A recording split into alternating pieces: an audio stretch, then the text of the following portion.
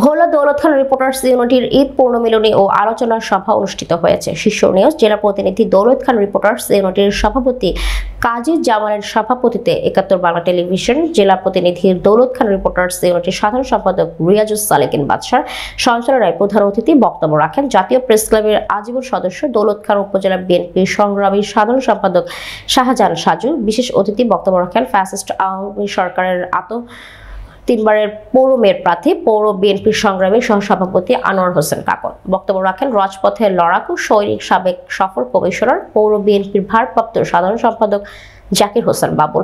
দুঃসময় জাতীয়তাবাদী দলের আস্থাভাজন পৌর বিএনপির সাংগঠনিক সম্পাদক কাজী কামাল, উপজেলা মাধ্যমিক শিক্ষা সমিতির সাধারণ সম্পাদক ভবানীপুর ইউনিয়ন বিএনপির সাধারণ সম্পাদক মাস্টার জসিমউদ্দিন।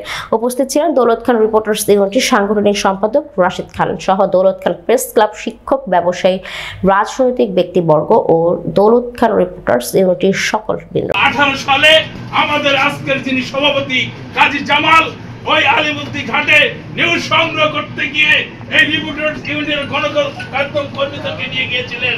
সেখানে তাকে প্রহার করা হয়, নির্যাতন করা হয়, তার ক্যামেরা ছিনতাই করা হয়, তার টাকা পয়সা নেওয়া হয়। আর যারা এগুলি করেছিলেন তারা ওই প্রেস ক্লাবে আড্ডা দিয়ে প্রেস ক্লাবের সদস্য হয়েছেন। আমরা ধিক্কার জানাই। এভাবে আমরা রিপোর্টার্স ইউনিট বারবার যা সত্য কথা তুলে ধরতে গিয়ে এই দৌলত খান বিভিন্ন জায়গায় আমরা নির্যাতিত হয়েছি। আমার কাছে আমি এই সরকারের শেষ মুহূর্তে রিপোর্টার্স ইউনিটি কর্তৃক আয়োজিত ইফতার অনুষ্ঠানে আমি ছিলাম। সাধারণ সম্পাদক